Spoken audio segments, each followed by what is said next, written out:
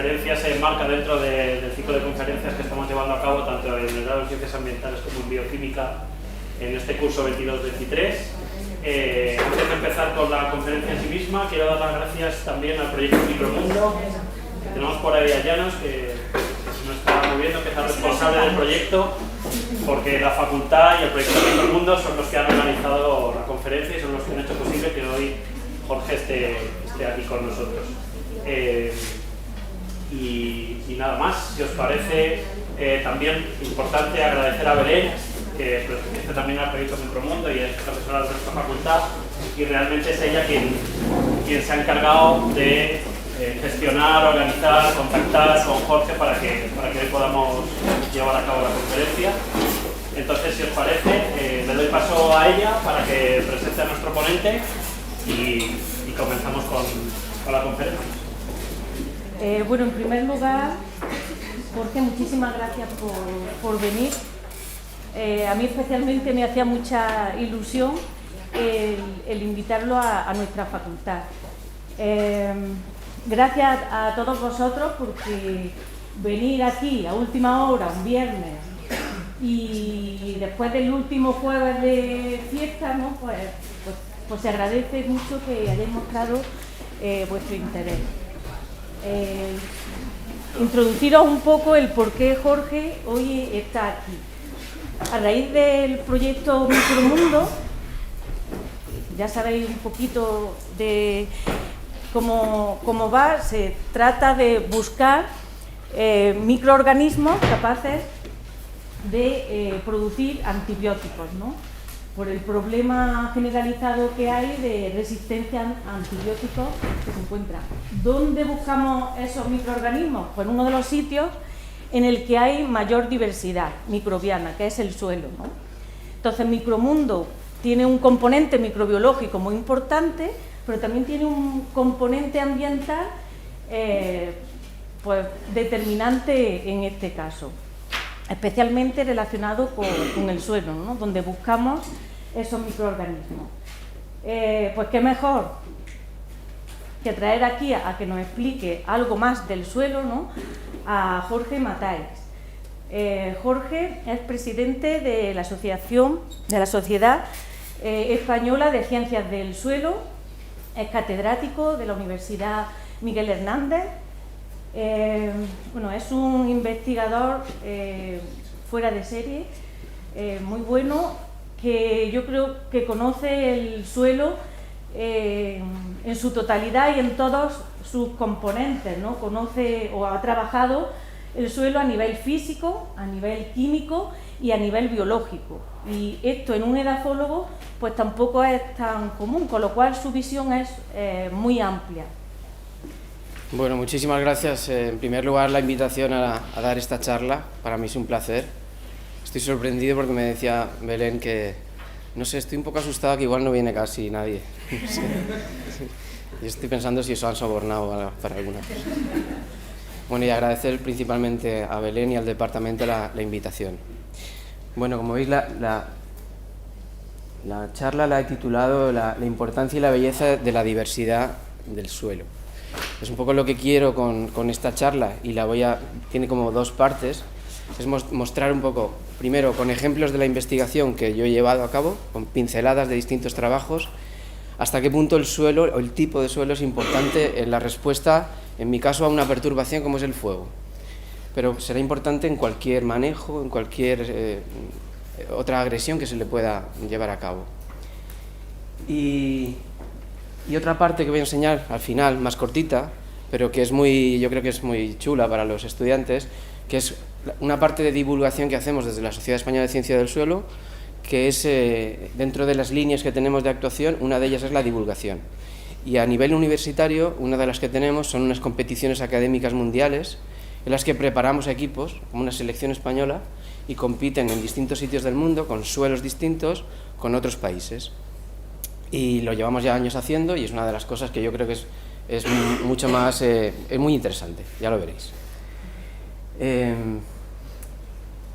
Y bueno, también la charla intenta, en esta edad que tenéis y lo que estáis estudiando, pues fomentar un poco vocaciones científicas, ¿no? Los científicos pues no nos vamos a hacer millonarios, pero es una carrera muy de obstáculos, pero muy bonita, porque tenemos la oportunidad, el otro día se lo oía esto a un compañero, tenemos la oportunidad de algún día de tu carrera, pues te consigues secuestrar robar un secreto a la naturaleza, y eso es fascinante. Yo he tenido algunas de esas ocasiones y ese día es muy feliz.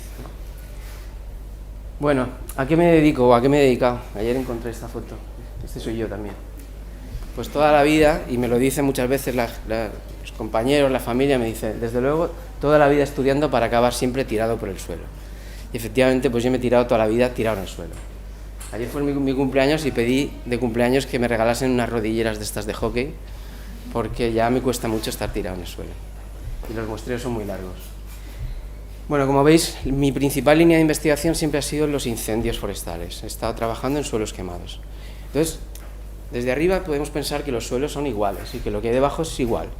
Incluso mucha gente piensa que es algo inerte, un material que no tiene mucho interés. Voy a intentar darle la vuelta a todo esto.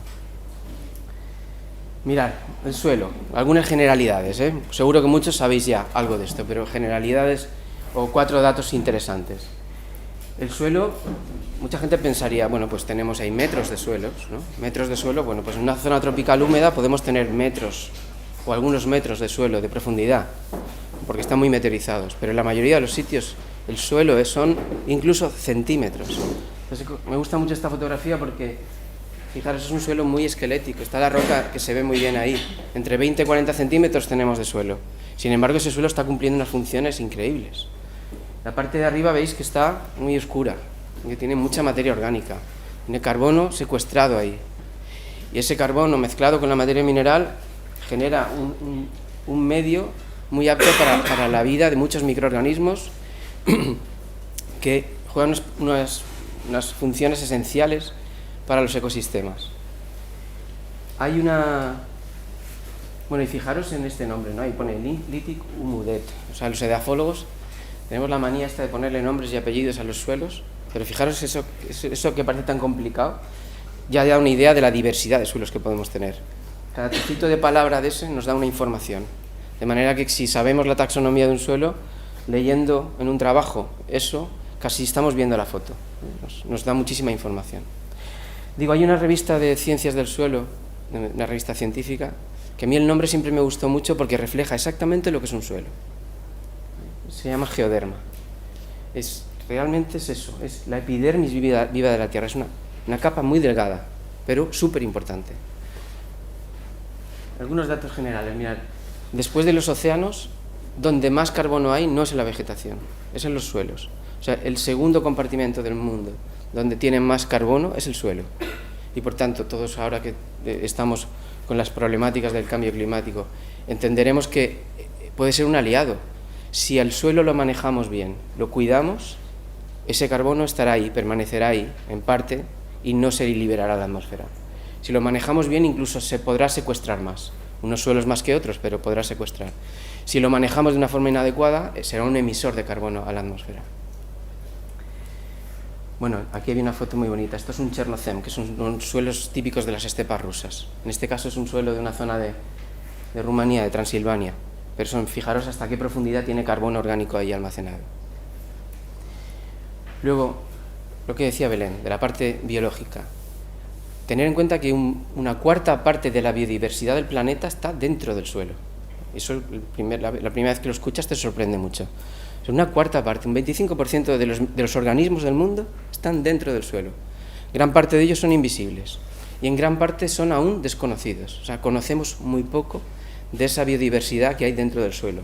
Y es importante conocerla para saber si una perturbación afecta más a una comunidad microbiana y qué papel juegan esas comunidades en procesos que se dan en el suelo y en servicios ecosistémicos, cómo le pueden afectar y cómo tengo que hacer para no afectar a esa comunidad.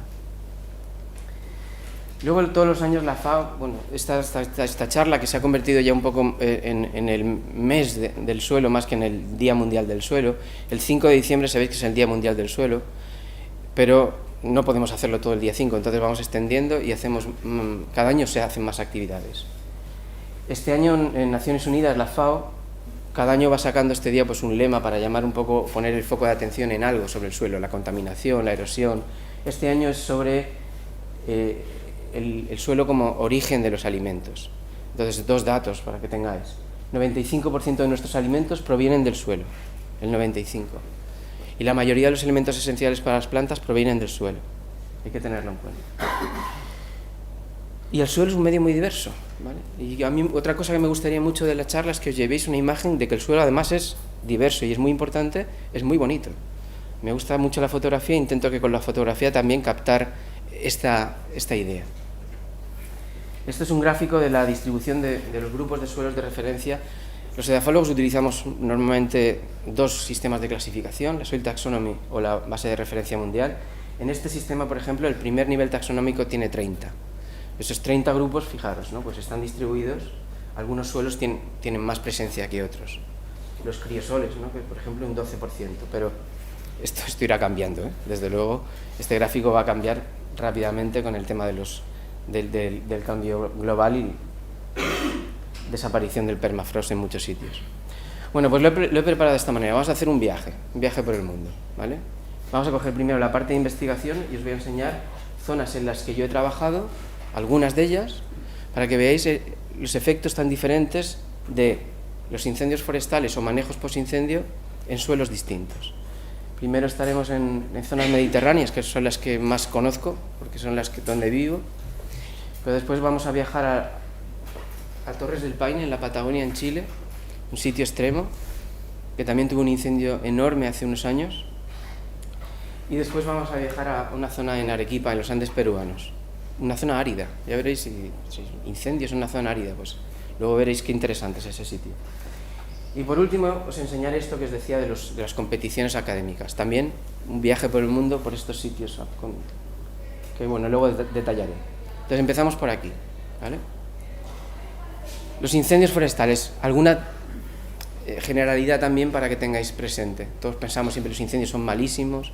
Bueno, el fuego no es ni bueno ni malo. El fuego forma parte del medio. Es un factor natural y global en el planeta. Y entonces los ecosistemas se han ido adaptando en la medida que lo han tenido más o menos presente. El problema, como casi todos los problemas medioambientales, no es la presencia de algo, sino el cambio de la velocidad del proceso. Entonces, el problema que tenemos con los incendios es que hay una distorsión de lo que llamamos el régimen natural de los incendios. Y aproximadamente la mitad del planeta tiene regímenes de incendios que no corresponden con lo que deberían tener. Es decir, que tienen incendios diferentes a los que tendrían que tener. ¿En qué sentido? Pues en todos. Algunos porque tienen más incendios de los que deberían tener, otros porque tienen menos, porque se ha suprimido el fuego en muchos sitios de forma muy efectiva, otra porque los fuegos son muy intensos o muy grandes y están liberando mucha energía y normalmente no eran así. Entonces, esa distorsión es lo que produce un problema, no en sí el fuego. Por otro lado, tenemos algunos ecosistemas que están más adaptados al fuego que otros. Por ejemplo, el Mediterráneo es un sistema que nos sorprende. O sea, tiene unas adaptaciones increíbles a esta perturbación. Actualmente tenemos eventos de incendios mucho más extremos de los que teníamos hace décadas. El número de grandes incendios forestales, más que el número. Nosotros llamamos en España, por ejemplo, un gran incendio forestal es lo que quema más de 500 hectáreas.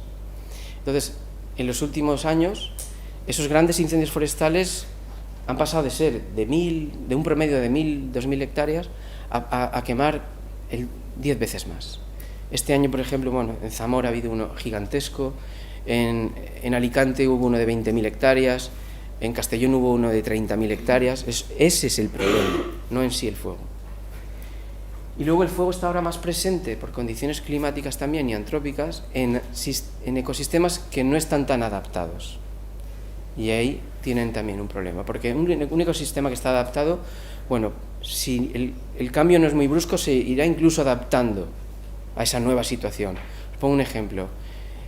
Un pino mediterráneo muy dominante, que es el pino carrasco, como ejemplo de adaptación, pero hay muchísimas en la vegetación, es tener parte de sus piñas cerradas, lo que es un atributo que se llama la serotinia, y esas piñas solo permanecen cerradas hasta que llega un incendio de copas y con el calor suficiente como para que después del fuego las abra y libere las semillas.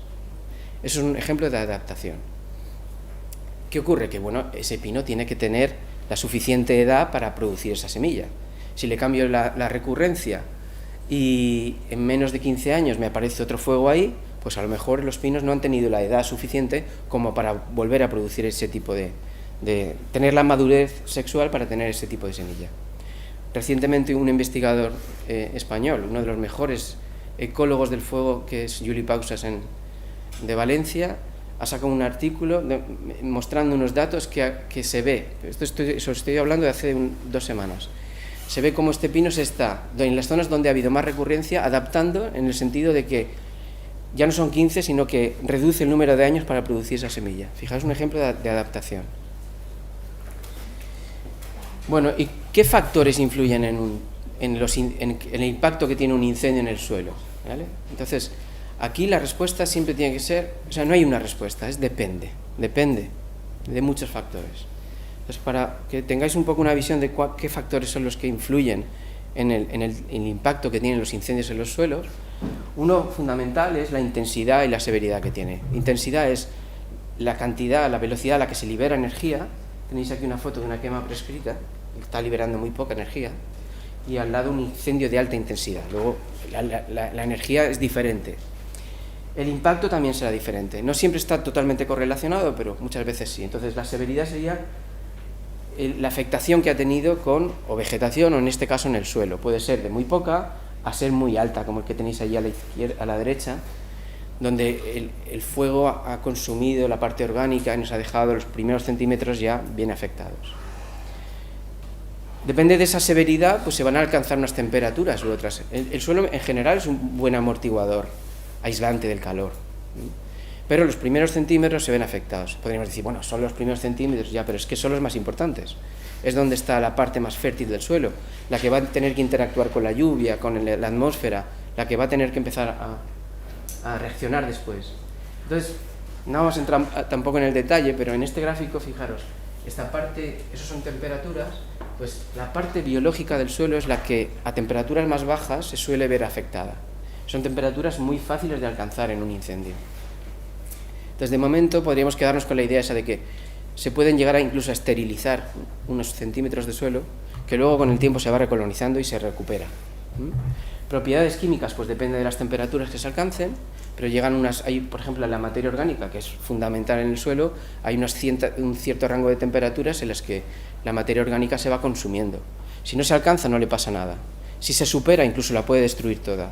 Siempre una fracción que queda, pues también no será igual a la que estaba antes del fuego. Es un carbono orgánico diferente.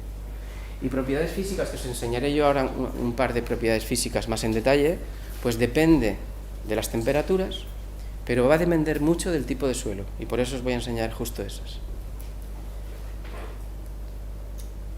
Alguna para que no sea yo solo el que habla en toda la charla. Si veis estas dos imágenes, ¿cuál de las dos fotografías, en cuál de las dos me diríais que fue afectada por un incendio forestal hace 25 o 30 años? Yo mientras bebo agua.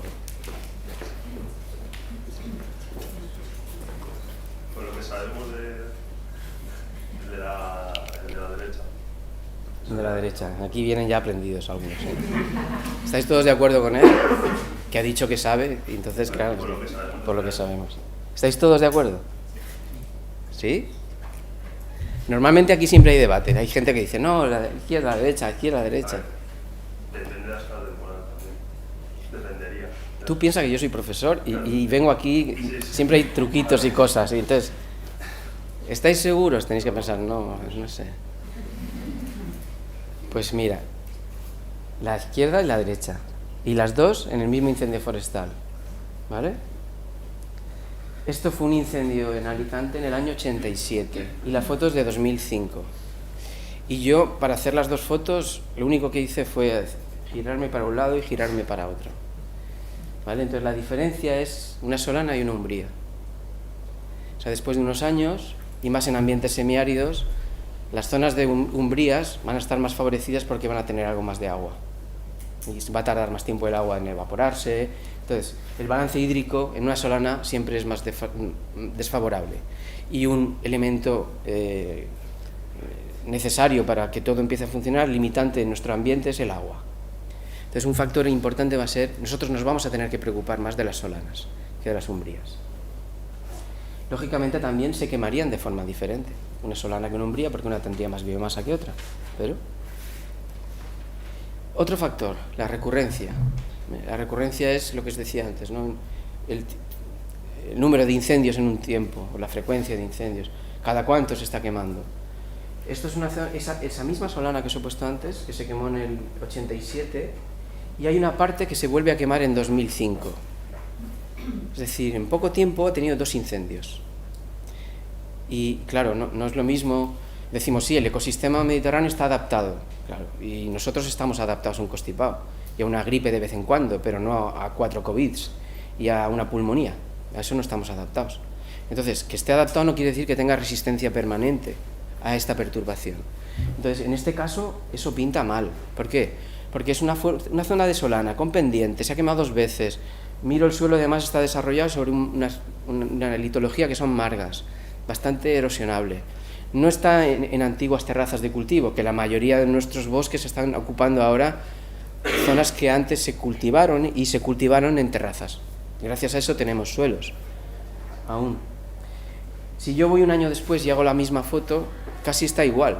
Y eso no es habitual. Normalmente ya ves manchas verdes de algo que está rebrotando. Luego, efectivamente, esto no pintaba bien. Y una foto más reciente, ya hace 4 años, fijaros cómo se ve aún la cicatriz, ¿no? Ahí en la ladera. O sea, efectivamente, cuando vas a estudiar un sitio que se ha quemado, hay también que buscar la historia. ¿Cuántas veces se ha quemado? ¿Se ha quemado más de una vez, 2 veces, 3 veces? ¿Cada cuánto? Más factores. La topografía va a influir mucho porque controla las escorrentías, la velocidad de las escorrentías. Y un factor fundamental es que yo le llamo el factor suerte, es cómo es la meteorología posterior al incendio, especialmente el primer año.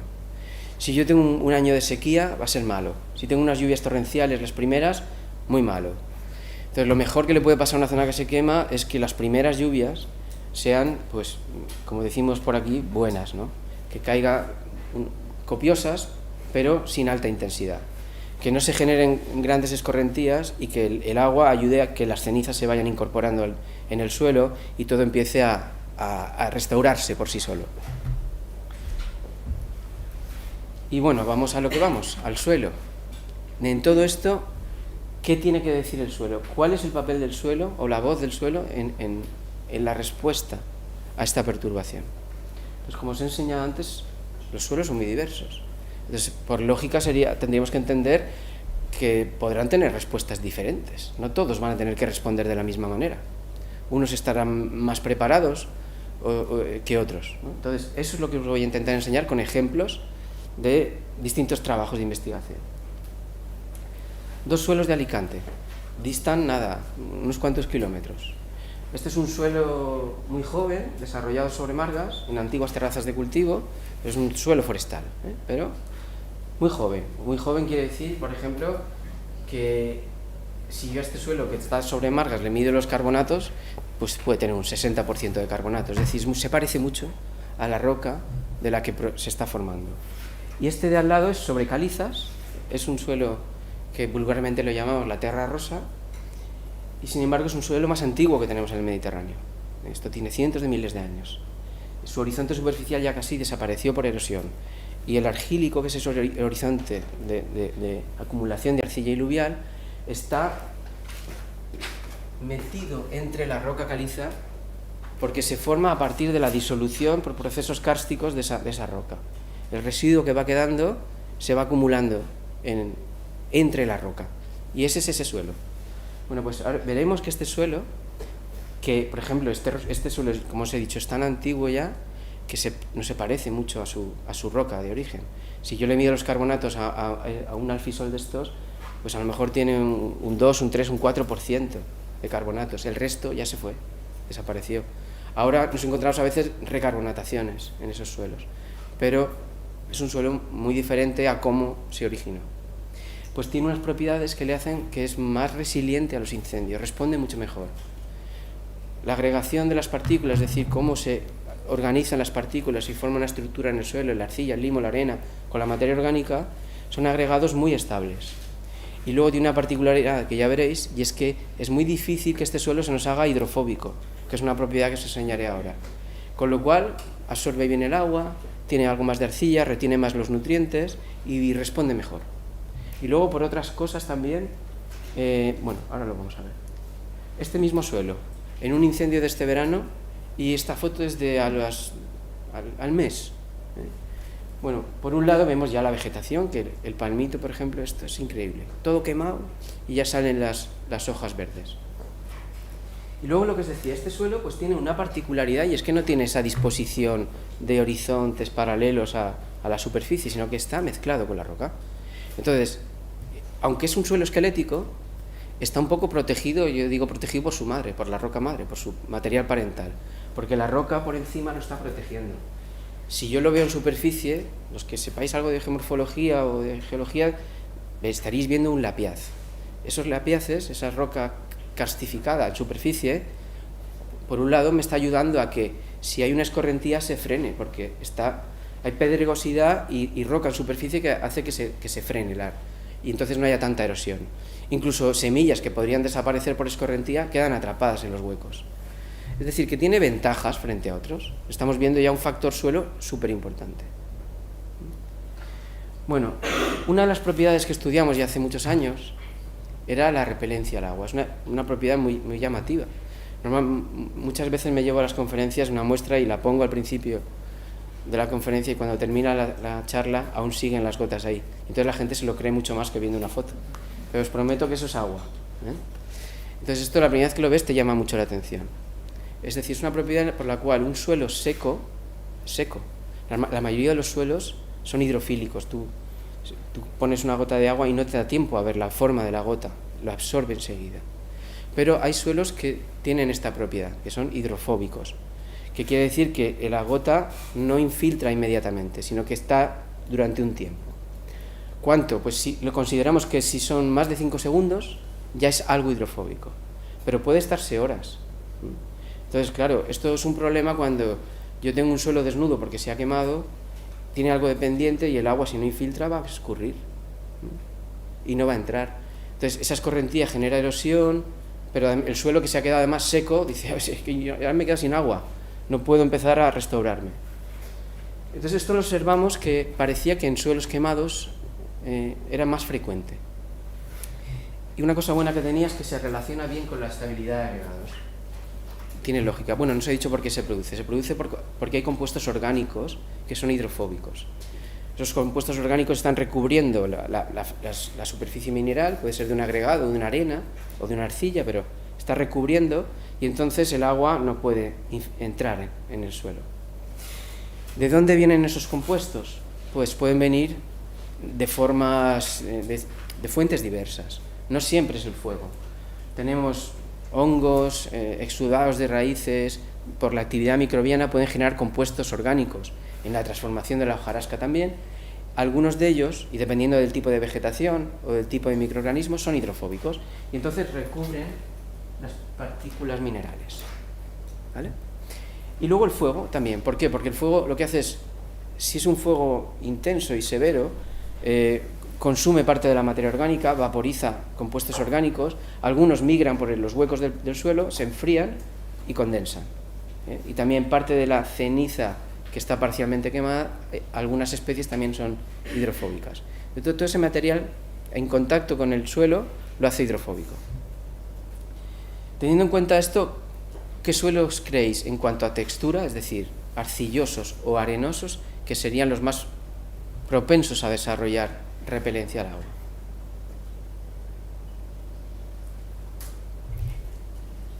¿Qué pensáis? Tendría más sentido el arenoso, porque es más poroso, supongo. O sea, porque pasa más el agua. Bueno, tiene relación con lo que dices, pero o sea, efectivamente son los arenosos, pero la pregunta la hago porque mucha gente tiene eso de la arcilla es impermeable. No, la arcilla es impermeable cuando está húmeda, o sea, cuando ya se ha saturado de agua, porque lo que no permite es la conductividad hidráulica en saturación, pero estamos hablando de un suelo seco. Entonces, es el arenoso porque es el que tiene menos superficie específica. Es decir, la arena es el tamaño de partícula más grande. Entonces, con poco material orgánico ya lo tengo recubierto. Si tengo arcilla, es muchísima superficie específica. Necesito mucha fuente de materia orgánica para conseguir tenerlo todo recubierto de material hidrofóbico. Si yo tengo un material arcilloso, y de hecho es que se utiliza en suelos hidrofóbicos, se utiliza arcilla, se esparce algo de arcilla para que ayude al suelo a capturar el agua, a que entre. Entonces, es por la superficie específica. Es menos superficie específica, luego tengo, con poca materia orgánica hidrofóbica, ya lo voy a hacer hidrofóbico. Nos sorprende muchas veces porque dices, la arena, si la arena infiltra muy bien, ¿no? Sí, pero como tiene poca superficie, es fácil hacerla hidrofóbica. Bueno, y del fuego. Entonces, una pregunta que nos quisimos hacer, el relato un poco de estas pinceladas de trabajos que os voy a poner, también están buscados así porque quiero que veáis cómo en la ciencia, a partir de un trabajo y de unos resultados, muchas veces nos quedan dudas y entonces planteamos el siguiente, una hipótesis, intentamos diseñar un experimento para resolver lo que nos ha quedado del anterior. Fijaros, yo empecé la tesis en el año 94 y luego yo pensé, bueno, pues cuando acabe la tesis y ya sepamos todo sobre los suelos quemados, a ver a qué me dedico. Y sí, estamos aquí en 2022 y aún seguimos con dudas y nuevas preguntas que hacer sobre suelos quemados. O sea, esto no tiene fin. En este trabajo, que era de una tesis doctoral de una compañera, la pregunta que queríamos contestar es: ¿los incendios forestales en los suelos mediterráneos hacen que los suelos sean más hidrofóbicos o no? Pues para eso necesito muchas muestras y muchos incendios, no puedo contestarlo con un solo incendio. Entonces lo que hicimos fue juntar muestras de muchos incendios distintos en un gráfico. Son datos de muchos incendios de varios años. Entonces, en este gráfico lo que veis, mirad, lo que tenéis en azul serían los hidrofílicos, las muestras hidrofílicas, las que en menos de 5 segundos han entrado. Y todos los demás en colorines serían las que son hidrofóbicas, con mayor o menor grado de repelencia. Porque esto se mide, bueno, uno de los métodos es poner gotas y cronometrar el tiempo que tardan en infiltrar. Entonces, aquí veis el control, pues más o menos un 70% de las muestras, control son los no quemados, es decir, siempre muestreo quemados y no quemados para comparar. Tengo el mismo número de muestras en un grupo que en otro, son 200. Entonces, tenemos ahí que la mayoría de los suelos no quemados son hidrofílicos y algunos son hidrofóbicos o algo hidrofóbicos. Sin embargo, los quemados, ¿qué teníamos? Al revés. La mayoría son hidrofóbicos y algunos son hidrofílicos.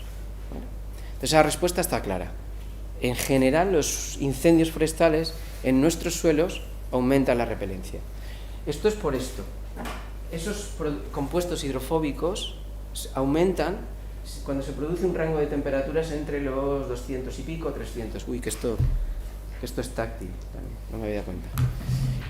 Entre los 200 y 300 grados, que son temperaturas bastante habituales, alcanzarse en esa parte superficial del suelo. Si se supera, se destruye la materia orgánica, entonces se vuelve hidrofílico, porque la causa del problema se ha ido. Ahora tenemos otro problema, que se ha ido materia orgánica, que es súper importante en el suelo.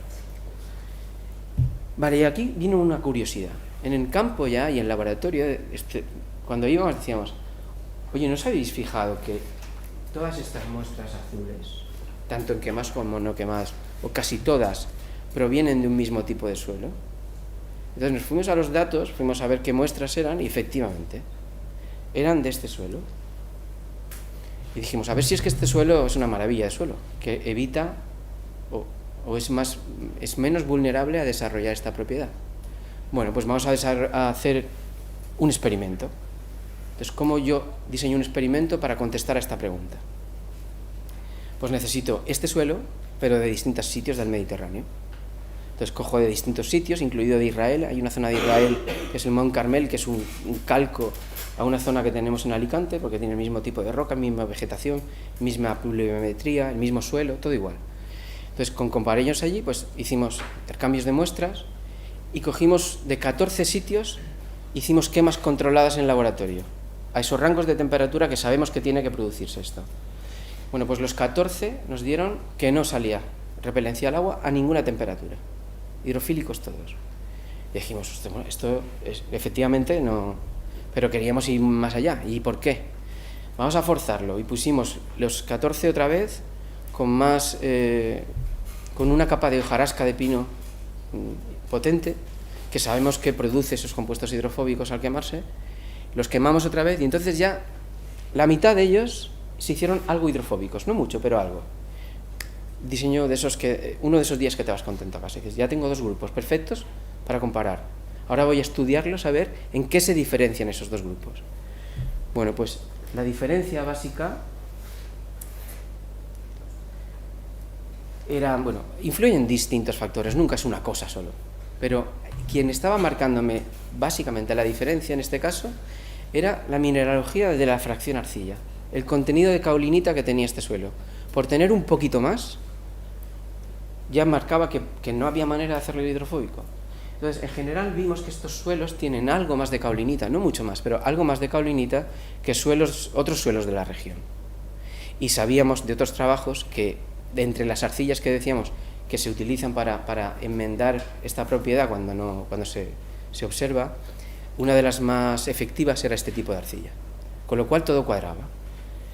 La siguiente pregunta sería, ¿a alguno se os ocurre por qué estos suelos tienen algo más de caolinita que otros suelos de la provincia o de la región mediterránea?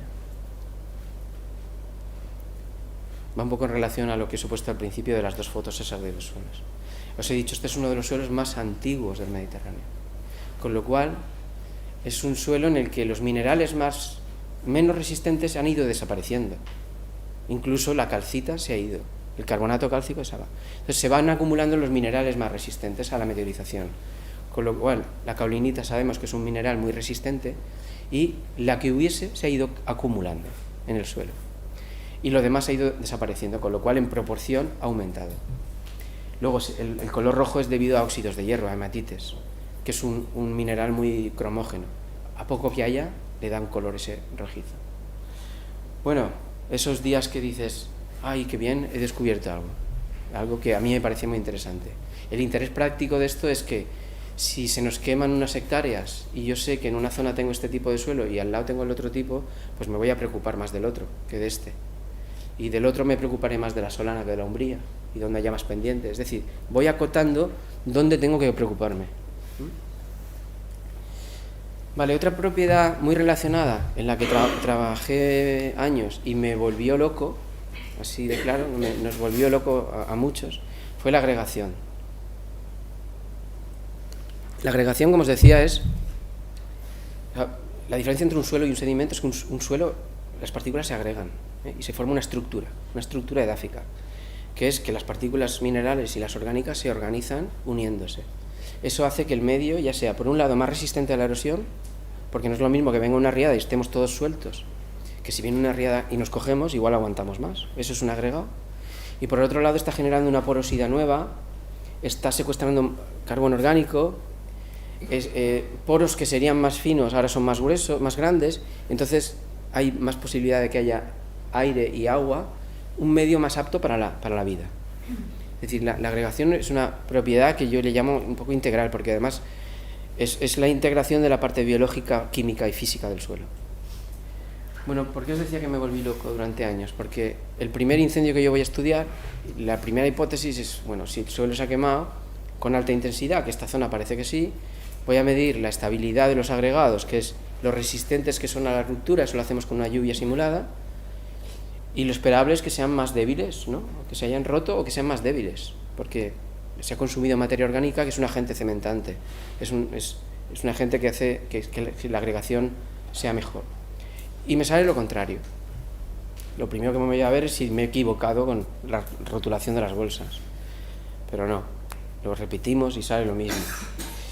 Y ahí estuvimos dándole un poco de vueltas, ¿no? Durante años, porque mirábamos trabajos de otros compañeros y a ellos les salía lo lógico, ¿no? La disminución. A nosotros nos salía que o no cambiaba o aumentaba.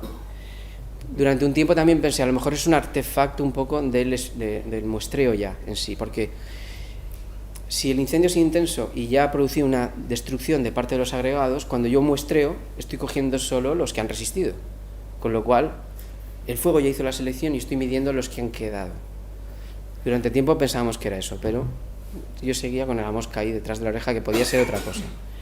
Entonces, después de años y tener más trabajos, no solo nosotros, sino más compañeros en todo el mundo, decidimos hacer este trabajo de revisión. Y bueno, mostrando aquí un par de diapositivas de este trabajo. En este gráfico se ven cuáles son los principales componentes o propiedades del suelo en las que influyen en la agregación. Unas son los hongos son muy relevantes en la agregación de partículas, y a temperaturas bajas pues disminuye, la repelencia al agua pues aumenta y disminuye, la materia orgánica, la disminución, pero veis los rangos de temperatura. Y luego está esa parte mineral.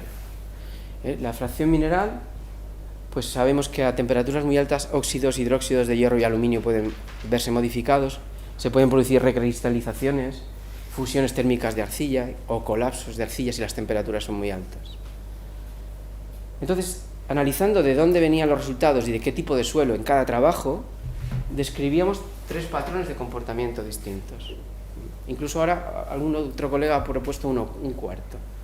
Pero bueno, estos 3, así más sencillos, los 2 que tenéis aquí como el B y el C serían los más fáciles de entender. Es decir, a unas severidades bajas no pasa nada, porque el suelo no se ha visto afectado, ha pasado, imaginaros un fuego de copas, pues el suelo en principio pues ha pasado por ahí, pero no se ha visto afectado. A severidades medias pues ya tenemos cambios, y esas severidades altas los cambios, pero fijaros que son en direcciones opuestas. Tenemos la mayoría de los casos en los que se producían descensos, o un aumento y un descenso donde veíamos una repelencia al agua que aumentaba, y en el caso de los suelos mediterráneos nos encontramos en la mayoría de los casos este patrón opuesto, el A. Entonces sospechábamos que eran una de 2 cosas, o eso que decíamos de que estamos seleccionando, el fuego ya ha hecho la selección y estuvimos creando los que eran más duros, o había algo de esto de una recristalización de compuestos a temperaturas muy altas y hacía que ocurriese esto. Y efectivamente esos suelos lo que ocurre es que no son tan dependientes, no son exclusivamente dependientes de la materia orgánica en la agregación. Influye mucho la arcilla, los carbonatos, óxidos de hierro y aluminio, y esos están haciendo un papel muy importante en ese tipo de suelo. Entonces, bueno, a partir de aquí hicimos también nuevos experimentos con nuevas técnicas y colaborando con compañeros de la Universidad de Granada. Efectivamente nos encontramos que las superficies de los agregados habían sufrido recristalizaciones y que nos ayudaban a explicar que fuesen más resistentes. Solo a nivel superficial los agregados, pero ya era suficiente. ¿Vale? Esto no quiere decir que sea bueno ese agregado, es decir, que tenga... Porque si se han alcanzado esas temperaturas, la parte orgánica está destruida. Viva y muerta está destruida, la materia orgánica ha perdido y los microorganismos están fulminados. Pero la respuesta hidrológica será diferente a una lluvia, porque en el otro caso yo tengo las partículas sueltas y aquí las tengo muy agregadas, muy resistentes. Esto es una foto de hace unos días en el incendio, uno de estos incendios catastróficos que hemos tenido en Alicante, en una de las zonas de altísima intensidad. Y bueno, cogí una muestra ahí de un agregado grande, veis los centímetros en el campo, fijaros, y era durísimo, es como arcilla cocida, como cuando se hace cerámica, de ese tipo. Ahora, eso solo se produce en casos extremos. Vale, nos vamos de viaje a un sitio espectacular, las Torres del Paine en la Patagonia, en Chile. Aquí nos vamos a encontrar una situación totalmente distinta, y suelos distintos completamente, y entonces, bueno, ya veis el título del trabajo. El trabajo, por si alguien está interesado, está publicado en acceso abierto en la revista de la Sociedad Española de Ciencia del Suelo, que es el Spanish Journal of Soil Science. Un primer trabajo que quisimos publicar rápido, con estos datos de propiedades físicas, pero tenemos más datos que aún no nos ha dado tiempo a procesar y a escribir, de la parte biológica. Bueno, ¿qué es interesante de este sitio? Bueno, Torres del Paine está situado en la región, se llama de Magallanes y la Antártica chilena. Es interesante porque dentro del Parque Nacional tiene zonas que llueven unos 300 milímetros y zonas que llegan hasta los 1500, con lo cual yo tengo un gradiente de vegetación muy diferente.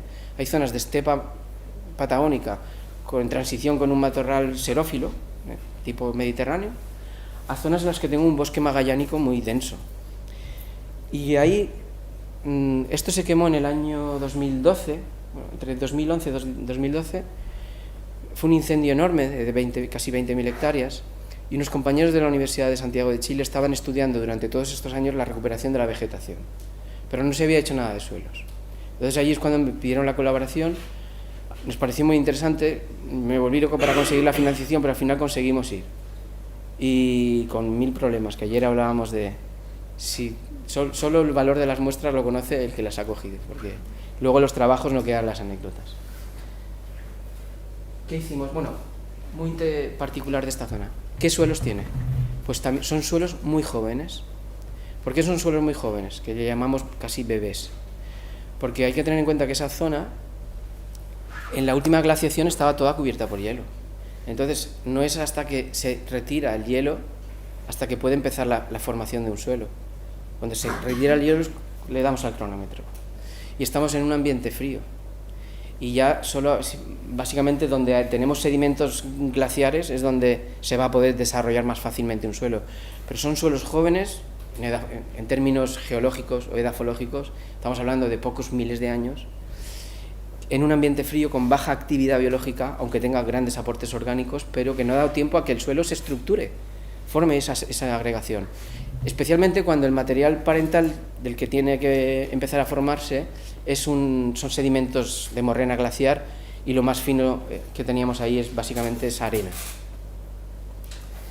Bueno, entonces, basándonos en esto, cogimos las mismas zonas que estaban estudiando los compañeros de Chile e hicimos muestreos en estas 5 zonas.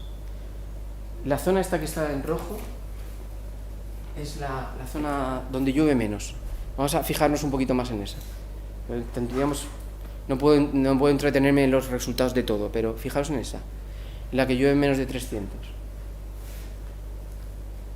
Bueno, una imagen del suelo, ¿no? ¿Veis? Esto es un suelo desarrollado sobre una morrena glaciar, con un escaso desarrollo. Nada, esto no voy a entrar en detalle, sería la vegetación que hay caracterizada en cada una de las zonas. Una imagen del sitio, que vale la pena incluso quemado. Estos son 8 años después del incendio, pero hasta quemado es precioso el sitio este. El 75% de las muestras de este sitio son hidrofóbicas. Entonces, la repelencia del agua y no había diferencia entre quemado y no quemado. Es decir, de forma natural este sitio tiene esa propiedad. ¿Por qué? Porque el material la textura es muy arenosa y hay mucha materia orgánica, con lo cual es fácil que sea hidrofóbico. Esta propiedad no pasa nada si hay vegetación, porque al final el agua, o sea, los compuestos orgánicos estos no es permanente la hidrofobia, se reorganizan y el agua infiltra. El problema es cuando queda desnudo.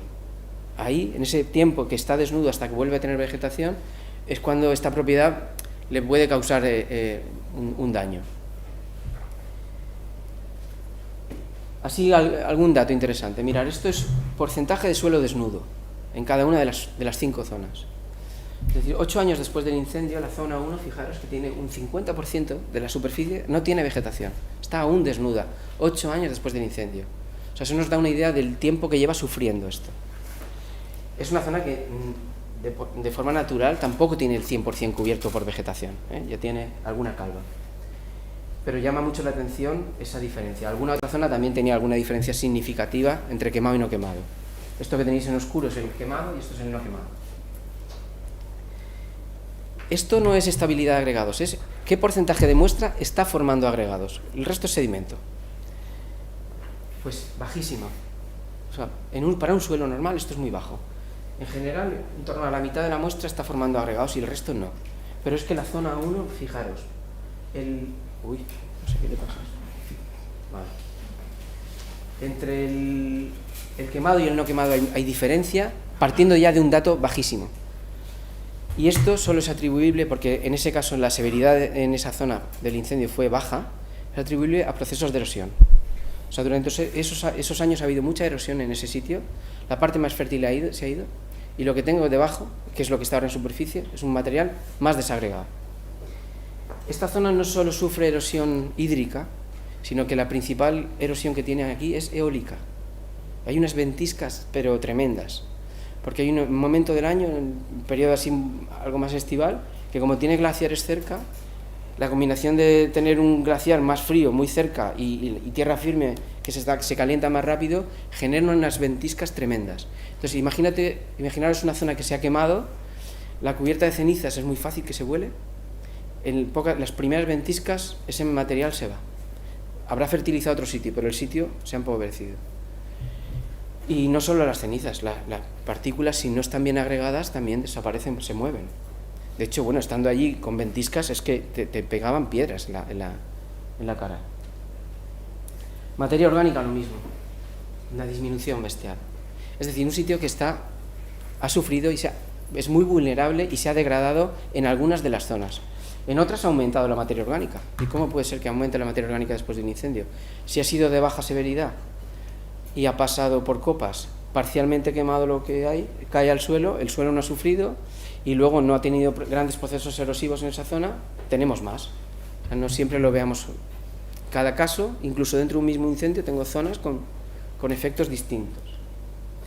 Un poco conclusiones de este trabajo, o dos conclusiones rápidas, sería que la repelencia al agua es natural en este sitio y es fruto de tener esa combinación de arena y mucha materia orgánica. Tener esa repelencia al agua y un suelo joven con poca estructura lo hace muy vulnerable a la erosión.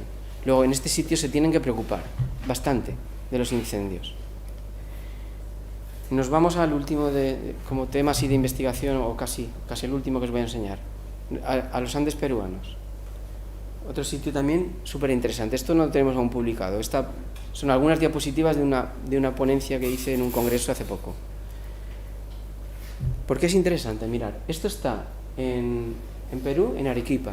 Arequipa está a 2000 y pico metros de altitud, con una precipitación, es una zona árida. Árida es con una precipitación que no llega a los 100 milímetros al año. Y aparte, esa precipitación se concentra en 2 meses. O sea, tenemos 10 meses sin agua. Es decir, un sistema desértico, prácticamente. Entonces, ¿de qué voy a hablar yo de incendios aquí? Bueno, pues resulta que alrededor de Arequipa tenemos montañas con cumbres de 6.000 metros de altitud. Son una zona volcánica en los Andes y tenemos enfrente de Arequipa 3 volcanes que tienen entre 5.800 y 6.000 metros de altitud. La zona de estudio está a 3.700, casi 4.000. ¿Y qué ocurre? Que yo tengo una zona árida a 2.000 y pico, montañas de 6.000. Entonces, en ese gradiente de altitud, la precipitación me aumenta de menos de 100 a casi 400 en la zona de estudio.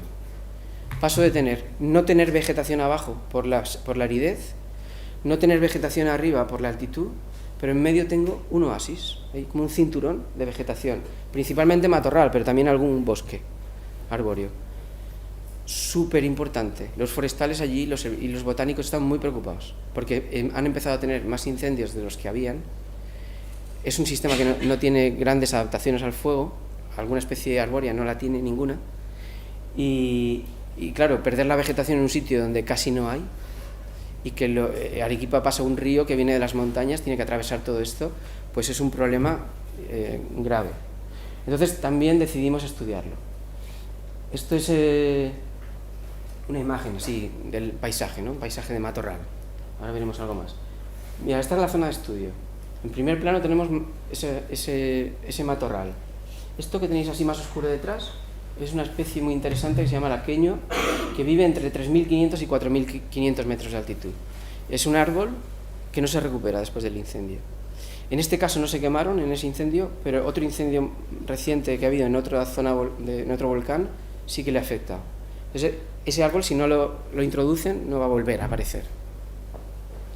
Un poquito más arriba pongo esta imagen, pues es muy curiosa, ya casi no hay nada de vegetación, y nos encontramos básicamente esto, la yareta, que es una especie de arbusto que solo crece prácticamente en la roca, y ya más arriba no hay nada. Más arriba de 5.000 metros no tenemos nada de vegetación, por eso os digo, es un cinturón. En 2018 se queman cerca de 2.000 hectáreas, en mucha superficie.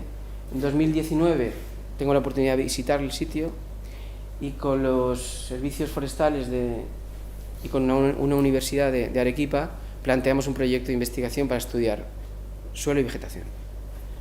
En 2021 hicimos el primer muestreo y hace 2 meses fui otra vez a hacer el segundo muestreo exactamente igual. Un estudio clásico de muestrear quemado y no quemado y evolución temporal. A ver, introducimos un factor más que es la especie vegetal, es decir, muestreamos bajo 2 especies vegetales. Una, la que tiene más porte, porque tendría más combustible y la que más energía habrá aportado al suelo, que es el berberis, que es esta que tenéis aquí. y otra que es la Parestrefia, que es otra especie más pequeña en porte, pero muy representativa del sitio. Entonces, como no podemos muestrearlo todo, elegimos dos especies y muestreamos quemado y no quemado bajo esas dos especies. Y el suelo es un suelo también muy joven, muy reciente, desarrollado sobre un material volcánico que son muy arenoso, son arenas volcanoclásticas. Bueno, algunas imágenes del primer muestreo, creo que este es el primero. Parte de las muestras se analizan, o parte de los parámetros los analizan en Perú, y parte de las muestras, o algunos parámetros los analizamos aquí. Destacar que los suelos tienen un pH más ácido, una textura gruesa, con mucho contenido en arena y muy hidrofóbico también. Y entonces también valores bajos de agregación. Bueno, y en este caso los sorprendentes son los resultados del primer muestreo. Ya te indican una degradación bestial, en todos los parámetros, básicamente. Aquí tenéis, por especie vegetal, control y quemado, contenido de carbono orgánico. En los primeros 5 centímetros, un descenso bestial. En este caso no, es atribuible a la combustión. Ahí no han habido grandes procesos erosivos posteriores, porque no se han medido grandes lluvias, tampoco hay ventiscas como las que comentaba antes. Siempre los resultados más marcados en la especie más, de porte más grande, porque hay más material que quemar. El aumento en esta que pone bull density es la densidad aparente, que nos indica un poco la compactación. Es decir, a más densidad está más compactado el suelo. Si ha perdido materia orgánica, pues ha perdido esa esponjosidad que le da, entonces se ha compactado. En repelencia al agua, el 100% de las muestras repelentes al agua, pero destaca que bajo esta especie es distinta a la otra y que el berberis quemado tiene una variabilidad con valores algunos altísimos de repelencia al agua, de más de 1 hora. Entonces, que estar quemado y tener esa repelencia tan alta no va a ser bueno. En parámetros biológicos, como biomasa microbiana, pues también vemos descensos. En respiración edáfica, descensos también, que nos dan una idea de la actividad microbiana. En actividades enzimáticas, una de cada ciclo del carbono, del nitrógeno y del fósforo, también diferencias. Entonces esto, si yo lo comparo con suelos mediterráneos, esto está mucho peor. Hay un estudio muy reciente de unos compañeros de Valencia que han hecho una recopilación de todo lo que sabemos de suelos de la Comunidad Valenciana quemados, y una de las conclusiones es que más o menos a los 3 años solemos tener una cierta recuperación básicamente en todo. Aquí estamos hablando de 3 años después, esto es 3 años después del incendio, y vemos ya unas diferencias muy marcadas. Lo interesante va a ser este último muestreo y comparar si la tendencia es a estar estable, a recuperarse o va peor. Y la clave, además, o el problema en este sitio es que es un sitio más árido, con lo cual el tiempo expuesto a agentes erosivos entre estar quemado y recuperar vegetación es mayor, entonces hay más riesgo. Nada, este es un gráfico de componentes principales que se ve perfectamente cómo agrupa las muestras quemadas y no quemadas en patrones distintos. Me voy a saltar un poco las conclusiones porque más o menos las he dicho ya. Este sitio está mal y pinta mal. Cosa buena de este sitio es que estudiar estas zonas áridas que tienen incendios, la información que nos dé nos puede ayudar mucho a los trabajos que vamos a tener que hacer en un escenario de cambio climático que tenemos ahora, en la que nuestros bosques que se han quemado ahora en 20 años tampoco podemos pretender que sean los mismos bosques, es que no lo van a ser. En este sitio también, este año cuando fui, me enseñaron en otro de los volcanes, la ladera, 2 nuevos incendios que habían tenido. Pero el suelo era distinto, este ya no es tan arenoso, es un material más limoso, y una de las curiosidades es que el suelo presentaba mucha costra biológica. Y es la última parte de la parte esta de investigación que os voy a contar. Las costras biológicas que se forman en el suelo, en este caso son dominadas por musgos, pero pueden ser de cianobacterias, de algas, una combinación de todo, especialmente en sistemas áridos, juegan un papel fundamental. Por un lado están haciendo de sujeción del suelo, ya es una alfombra que lo está sujetando. Y por otro lado hemos comprobado que son fundamentales en la reactivación de la parte biológica del suelo. La biodiversidad que hay debajo de los musgos es mayor que fuera de los musgos. la parte de fertilidad química también. En este sitio donde no había costra biológica, quité un poco las cenizas y con agua que tenía, igual una botellita así, probé mirar el agua.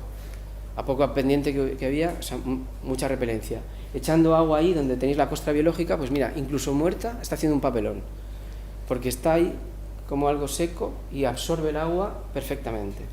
Lo cual va a ayudar a que se restaure ese punto y alrededor, porque está captando agua en profundidad.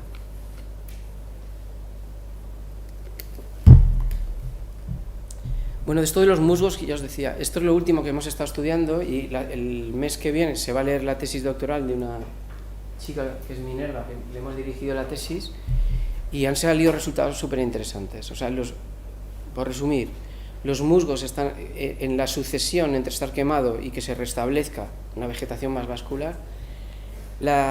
Los musgos juegan un papel donde aparecen increíble, fundamental, por lo que os he dicho. Es lógico ya entender que están protegiendo el suelo, como si fuese un acolchado, pero más potente aún. Y hemos comprobado pues que la fertilidad, la microbiología debajo del musgo es mucho mejor que fuera del musgo. No voy a entrar al detalle, tenéis los trabajos si queréis. Si alguien está más interesado porque está haciendo o quiere estudiar ya algo por ahí, que me escriba un correo y se los envío. En términos de biodiversidad edáfica, dentro del suelo también hay más biodiversidad debajo del musgo que fuera del musgo. Y ahora un trabajo que tenemos enviado, que está en revisión, es cómo afecta una estrategia que hay después de los incendios, cuando hay mucho riesgo de erosión, es aplicar un acolchado, ya sea de paja, ya sea de astilla de madera, para proteger el suelo. Lo que hemos comprobado es que si hay musgo y se aplica un acolchado, el musgo se va a ver afectado. Pero lo hemos medido. ¿En cuánto? Entonces, bueno, hay que aprender de la naturaleza. Donde veamos que se está restaurando bien y que hay esto, hay que intentar cuidarlos, no hacerles daño. Muy bien, y ya por terminar, son unos 10 minutos o así, no sé cómo voy de tiempo. Nada, en 5 o 10 minutos termino. Vamos a hacer otro viaje, pero ya de la parte de divulgación. Es decir, como os decía, en la Sociedad Española de Ciencia del Suelo hacemos muchas actividades en distintas líneas para preservar el conocimiento, para muchas cosas. Y una es transmitir lo que sabemos a la sociedad, desde a los niños pequeños hasta la sociedad en general, a estudiantes de distintos niveles, en este caso, estudiantes de universitarios. Pues una de las cosas que hacemos es esta, los Soil Judging Contest. Estas son competiciones que se hacen en los congresos mundiales de suelos. Cada 4 años en un congreso mundial. Y una semana antes, hace poquito, empezó a hacer esto. Y es que cada país puede participar, en el principio era con 2 equipos, ahora es con 1 equipo. Entonces, los que podemos o queremos, hacemos una selección nacional y preparamos el equipo ¿para qué? Pues lo preparamos para esto. En el sitio concreto, imagina, estas fotos son de Brasil, después de unos cursos, unos entrenamientos, en perfiles abiertos del suelo, el equipo lo que tiene que ir es ¿veis aquí que esta parte del suelo está intacta y aquí está muy destrozado? Van cogiendo muestras a distintas profundidades para ver dónde hay diferenciación de horizontes. Es decir, y todo eso nos ayuda a entender cómo se ha formado ese suelo. Si tengo un horizonte de un tipo, tengo un horizonte de otro tipo, esa diferenciación me la va a dar si tengo cambios de textura, de estructura, de color. Entonces en el campo se mide la textura manualmente. Hay truquillos para llegar al final hasta decir un 58% de arena. Y llegan a hacerlo, es increíble. El tipo de estructura, pues si es prismática, es granular, eso también nos da idea de los procesos que han ocurrido. Es decir, que se hacen pruebas en campo que te aportan mucha información. Vas rellenando una ficha, en el momento que tú ya tienes claro qué horizontes hay, vas a clasificar el suelo taxonómicamente, es decir. Y eso puede llevar en un perfil más o menos 1 hora. Un equipo entra 10 minutos, sale del perfil y toma datos también de fuera. Estamos en una zona, yo qué sé, una zona tropical, con poca pendiente, el suelo es más apto para la agricultura o es más apto para uso forestal, para lo que sea.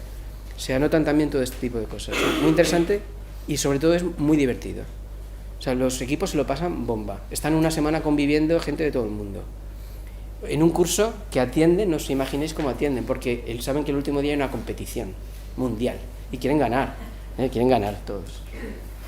Entonces, bueno, esto La primera vez que participamos, bueno, siempre va un entrenador. Entonces nuestra entrenadora estrella es Rosa Poch, que es una profesora de la Universidad de Lleida, muy experta en esto y una persona también muy activa en intentar hacer este tipo de cosas. Entonces ella fue con un equipo en Hungría en 2015 y el equipo español quedó en segunda posición, con lo cual ya eso nos anima más, ¿no? Y Rosa vino de allí y me dijo: Jorge, tenemos que buscar financiación o sea, hay que mandar un equipo a Brasil. El siguiente Congreso Mundial era en Río de Janeiro. Claro, yo digo, ¿pero de dónde sacamos dinero? Porque son 5 personas una semana a Brasil, es mucho dinero para una sociedad científica que los fondos principalmente es de la cuota de los socios, tampoco podemos gastarnos la mitad del presupuesto en esto. Pero como teníamos tanta ilusión, pues dijimos, vamos a buscar patrocinadores. Entonces la ventaja que tiene esto no solo es que un equipo va para allá, sino que durante el proceso de entrenamiento vamos intentando divulgar esto y captar patrocinios, incluso en algunos casos empresas o organismos que no tienen nada que ver con él o que no sabían nada de que existía algo que se llama ciencia del suelo. Entonces estamos divulgando a muchos niveles. Bueno, pues fuimos a Río de Janeiro y quedamos los terceros, teniendo en cuenta que en la primera posición es imposible porque siempre gana Estados Unidos, porque en Estados Unidos esta competición la hacen internamente en el país, entre universidades, entre estados. Entonces están súper entrenados, invierten más dinero en esto, tienen más fondos y invierten más. Entonces, bueno, no podemos quedar los primeros, pero vamos a ver si los segundos. Pues tampoco, ¿por qué? Porque hasta Brasil había la opción de que cada país podía enviar 2 equipos. Claro, ningún país puede enviar 2 equipos, algunos no pueden ni enviar uno, pero ellos sí, 2 equipos, pues nada. Pero quedamos los terceros, que no está nada mal. Entonces, bueno, aquí tenéis pues los patrocinadores que encontramos para ayudar. En muchos casos es la universidad o la escuela, el centro de donde es el estudiante que está en la selección, porque para su universidad es una propaganda también. Es decir, un estudiante de nuestra escuela está en la selección nacional para competir en Río de Janeiro. Pues eso es muy bueno para la escuela. Entonces, todas suelen poner siempre algo, pero aún falta dinero. Entonces ahí nos volvemos locos, pero hemos ido consiguiendo hacerlo. Pues hacemos también camisetas con lo de los patrocinadores. Y yo os digo, es una actividad, bueno, yo puedo deciros que es increíble, pero lo mejor sería que le preguntaseis a los que han participado, a los chavales. Ya os lo dirán. Estos son todos los equipos que participamos en Río de Janeiro. El acto de entrega del premio, o sea, cuando dicen quién ha ganado, es en el acto de inauguración del Congreso, con miles de personas, miles de científicos. Claro, entonces estamos ahí como súper famosos. Subimos al escenario y dicen, ha ganado Estados Unidos, vale, ya lo sabemos. En segunda posición está Estados Unidos, vale, ya sabemos. El tercero, pues España, ¿no? Entonces, ahí, flipaos. Muy, muy contentos. Algunas fotos de ese momento. Entonces ya vinimos a España muy emocionados. Dijimos, hay que organizar el primero en España. Y en 2019 hicimos el primero en Prepirineo de Lleida. Conseguimos montar 4 equipos. Yo monté un equipo de 4 estudiantes de mi universidad y yo iba de entrenador, de esas eran 4 chicas. Rosa montó otro de Lleida, otra compañera de Granada montó otro y luego habían 4 sueltos que los pusimos juntos y les pusimos un entrenador. Y nada, nos lo pasamos bomba. Aprendieron, en una semana se aprende muchísimo. Por otro lado, no lo he dicho un poco, la estrategia de esto es rescatar un poco una parte de la disciplina de la edafología que se estaba perdiendo. Porque los edafólogos que más conocen o más experiencia tienen en esto, muchos están ya jubilándose o casi jubilados. ¿Por qué? Pues porque los gobiernos no han invertido en esas cartografías y esa información que ahora la van a necesitar y no la van a tener en detalle. Pero bueno, y necesitamos recuperarla. Nada, esto es en la cena, nosotros hicimos una cena de clausura y ahí es donde dijimos los premios. Como éramos solo 4 equipos, pues casi todos ganamos algo, ¿no? Muy contentos ahí. Y el último ya, y ya con esto voy a acabar, ha sido este verano pasado en Escocia.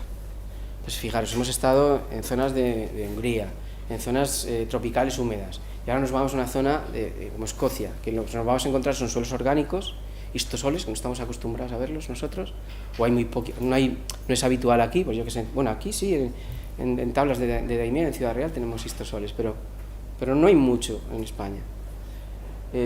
podsoles, que para un edafólogo español, un podsol, eso es el suelo más fotogénico que existe, ahora lo veréis. Y siempre da mucha emoción ver un podsol. Nada, este fue el equipo. Aquí, claro, aquí nosotros, como ya teníamos datos de una competición nacional, ya teníamos los estudiantes que iban a competir. Claro, yo en una competición nacional también la motivación es, si gano, iré a la competición mundial. Entonces, bueno, como habían pasado ya unos años, claro, ocurrió la pandemia, tuvimos que parar de hacer competiciones. Tiramos de lo que teníamos de 2019. Empezamos con las puntuaciones individuales y fuimos preguntando, ¿estás disponible? No, estoy en Costa Rica. Pues nada, adiós. Así, uno a uno, y cogimos a los 4 primeros que estaban disponibles. 2 estudiantes de grado en la universidad, Minerva, que es la chica que lee la tesis el mes que viene, Eduardo, que es ya doctor, Rosa, de entrenadora, y Alberto, que fue uno de los estudiantes que fue a Brasil y ganó, me dijo si podía presentarse de entrenador. Y dijimos, pues nos llevamos 2 entrenadores. Vamos a preguntar si nos dejan, porque también está muy bien que entre alguien más joven en la dinámica de estas. O sea, que lo que no quiero es quedarme sin entrenador para una posterior, porque Rosa diga un día, pues mira, me he cansado o no puedo, o por un problema familiar no puedo ir, pues tener aquí una cantera de gente joven para continuar. Y ya estamos pensando en hacer alguna nacional, o en 2025, el Congreso Europeo, el Eurosoil, va a ser lo más seguro. Hoy es día 15. 16. Hoy es 16, vale, entonces se cerró el plazo ayer. Si no se ha presentado ninguna candidatura más, será en Sevilla. Y entonces yo ya estoy pensando, aunque algún compañero igual me mata, pero estoy pensando que podríamos organizar un europeo sin Estados Unidos. A lo mejor no en Sevilla, pero en Granada, para que se distribuya un poco el trabajo entre la gente. Bueno, y en Glasgow, vemos algunas fotos del equipo en el campo. Bueno, mirar el podsol. Los que no tengáis muy... O sea, esto, para un edafólogo, esto es una emoción, ¿eh? ¿Por qué? Pues porque es un suelo que es muy bonito, básicamente. Tiene colores diferentes, la diferenciación de horizonte se ve perfectamente. Es un suelo que decimos muy fotogénico. Mirad la cara que se les puso cuando estaban ahí dentro del podsol. Les dije, mirad, a ver, os hago una foto. Y mirad los colores de las muestras que están sacando del perfil para luego hacer las texturas y medir. Y quedamos los terceros, con lo cual, en este caso ya no podía llevar Estados Unidos 2, pero hay un poco de truco. Primero fue Estados Unidos, ya sabíamos. Segundo fue Australia, pero es que Australia llevaba solo 3 miembros del equipo y lo sabían desde antes de ir. Entonces pidieron si alguien podía aportar un cuarto. Lo aportó Estados Unidos. Y encima les dejó a la mejor, porque en la modalidad individual la que ganó fue la que estaba en el equipo australiano. Con lo cual, no es que use excusas, es simplemente que quedamos muy bien otra vez. Entonces, seguimos muy motivados. Y esto nos hace que cuando queramos el siguiente pedir patrocinios, pues sea más fácil, porque todo esto luego repercute en la prensa. Entonces, las empresas, claro, es más fácil, pues es lo mismo, no es lo mismo estar en la primera división que estar en tercera. Y bueno, a modo de resumen, una diapositiva de la parte de investigación para que os queden algunas cosas más claras. Que el fuego en sí no es un problema, y con el fuego tenemos que convivir, es un factor. El problema es el cambio en su régimen natural, y es lo que hay que intentar, pues, convivir y corregir. Que los efectos en el suelo son altamente variables y parcialmente controlados por el tipo de suelo, que era un poco donde yo quería poner el foco. Que las decisiones del manejo posterior, aquí no he tenido tiempo de mostraros efectos de manejos como la extracción de madera quemada, que puede ser muy, muy dañina en muchos casos. Que tienen que ser hechos a una escala local, tanto las actuaciones a corto, medio y largo plazo. Que actuaciones inadecuadas pueden causar más daño que el propio incendio. Y que las estrategias que se tengan que hacer en cada sitio deberían ser hechas por equipos multidisciplinares. No puede ser solo unos forestales o unos... no sé, la decisión tiene que estar tomada por equipos que aporten cada uno un poco todo. Igual que el suelo es multidisciplinar por naturaleza, porque es la mezcla de la alteración de la materia mineral por aportes orgánicos de vegetación, influenciada por el clima, por el tiempo, por todo. En estas cosas tenemos que trabajar todos conjuntamente, forestales, ecólogos, botánicos, geógrafos, incluso sociólogos también, pensando en los futuros incendios que vamos a tener. Y debe incluir, lógicamente, a edafólogos, a expertos en ciencia del suelo, porque el suelo es la base del ecosistema. Y que, bueno, se ha quemado una zona, el posincendio puede ser una oportunidad para gestionar la zona y tener en un futuro bosques que sean más resilientes con el fuego. Grandes incendios que hemos tenido estos años son regeneraciones de incendios que hubo en los años 90, que no se han gestionado del todo bien. Entonces lo que no queremos es tener en 30 años otra vez ese mismo problema, por grandes acumulaciones de combustible que no se han ido gestionando de manera adecuada. Nada, que lógicamente lo que os he contado, esto no es trabajo mío exclusivamente, todos los trabajos son trabajos en equipo, no solo de mi grupo, sino de colaboraciones con grupos de muchos sitios de otras universidades españolas y del mundo. Y nada más, que el suelo es muy bonito. Estos son muestras de suelos, de colores de suelo que tengo en mi despacho y que de vez en cuando encuentro una y digo, este color creo que no lo tengo. Para que veáis un poco la diversidad que hay. Nada más, muchas gracias.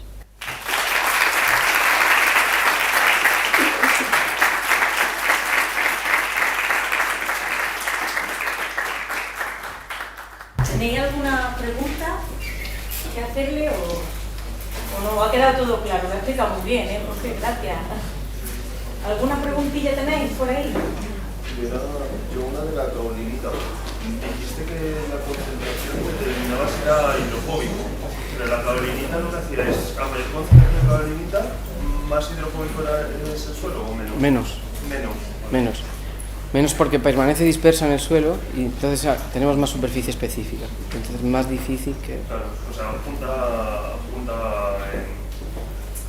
sí, que va juntando básicamente los minerales. Que tienes más superficie mineral hidrofílica expuesta. Vale. Sí, pues esa era la duda. ¿Alguna más por ahí? Yo sí que tengo una, relacionada con el proyecto Micromundo. Cuando lo que se les pide a los chicos de los institutos que trabajan en este proyecto es que busquen organismos productores de antibióticos, ¿no? Y luego ya pues estudiar esos antibióticos y ver si son diferentes a los que ya se tienen. Desde el año pasado se ha incluido analizar las propiedades de esos suelos que se están investigando, que se está viendo la antibiósis. Y hacemos variables muy sencillitas, pH, la textura así de forma manual, materia orgánica un poco, y ahora se me ha ocurrido hacer repelencia al suelo, por un poco caracterizar ese sistema desde una manera sencillita. ¿Habéis visto si hay alguna relación entre la repelencia al agua del suelo y la microbiota? La actividad microbiana, o no habéis visto ninguna relación? No lo hemos estudiado realmente. Sí que hemos estudiado en suelos no quemados, en sistemas semiáridos, por qué existe esa propiedad, ¿no? Porque en principio parece que no tiene lógica. ¿Por qué se desarrolla una propiedad que repele al agua en un sistema que lo que necesita es captar agua? Lo que hemos encontrado es que es muy parcheado. Muy parcheado es zonas más hidrofóbicas, zonas menos o zonas hidrofílicas. Y al final eso, el resultado es un secuestro de agua en más profundidad, porque en lugar de humedecerse todo por igual, se humedece por canales preferenciales. Y además tener algo de repelencia al agua en superficie hace que tarde más tiempo en evaporar. Luego es una estrategia también de la vegetación para desarrollar que tiene desarrollando o tiene esos compuestos hidrofóbicos repartidos de forma irregular, y entonces el agua entra a más profundidad.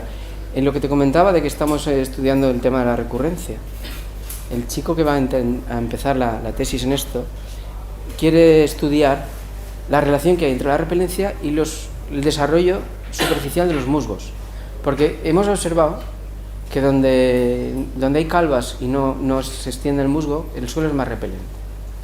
Al mismo tiempo también estamos interesados en estudiar la parte biológica, y podríamos ver la relación, pero no lo hemos hecho.